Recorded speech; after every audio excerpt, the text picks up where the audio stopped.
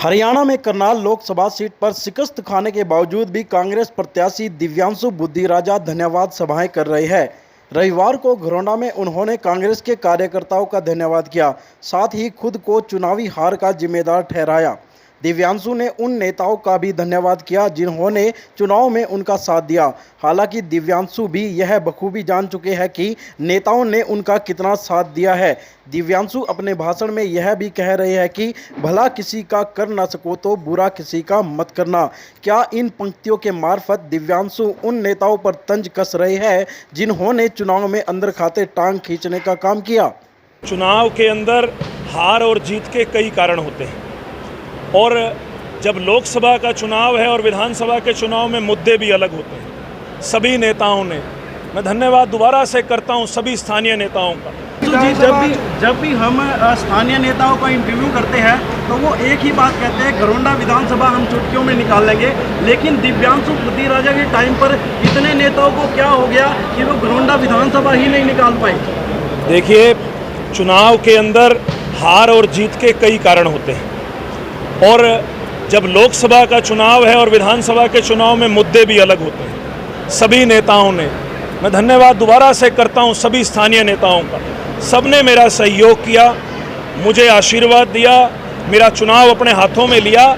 लेकिन जो चुनाव का विश्लेषण है वो जरूर हम कर भी रहे हैं और जहां कमियां पेशियां रह गई अगले विधानसभा चुनाव में उन सभी को दूर करने का काम करें। सूत्रों के हवाले से खबर है कि नेता साथ तो खड़े रहे लेकिन चुनाव में जो वोट था वोट नहीं दिला पाए। देखिए, मैं तो इस बात से कतई मैं इस बात का समर्थन नहीं करता, क्योंकि सभी ने इस चुनाव को संभाला है, सभी ने दिन रात पसीना बहाया है, जिसकी बदौलत कांग्रेस पार्टी 2.5 लाख से आज 5 लाख का जो है आंकड़ा पार कर पाई। दिव्यांशु जी, विधानसभा चुनाव सीट पर है तो आप संगठन में कार्य कर रहे हैं। कांग्रेस का संगठन अभी तक तैयार नहीं हुआ। बिना संगठन के किस तरीके से बार बार आवाज़ उठाई जाती है, कब बनाया जाएगा संगठन? देखिए, मुझे लगता है कि इसके बारे में आप प्रदेश अध्यक्ष या प्रदेश प्रभारी से बात करें, क्योंकि उनके अधिकार की बात है।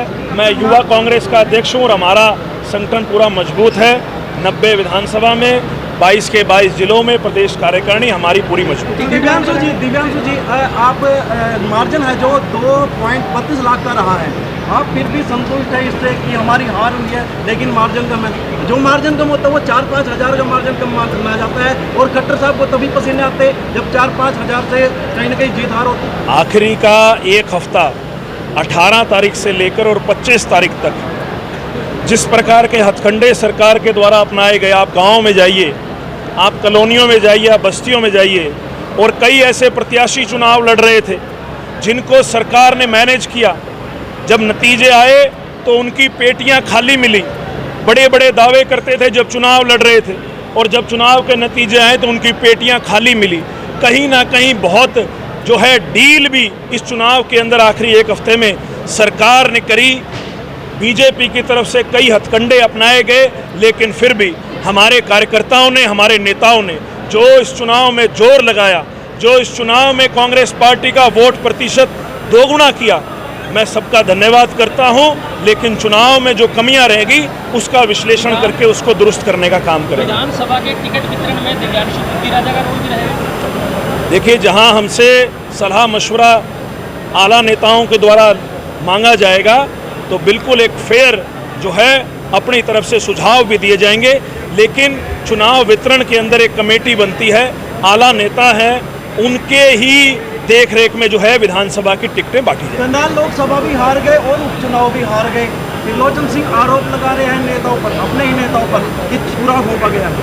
देखिए, वो आप उनसे प्रतिक्रिया लीजिए, लेकिन मैं फिर से करनाल लोकसभा के सभी कांग्रेस के नेताओं का मैं धन्यवाद करता हूँ। धन्यवाद।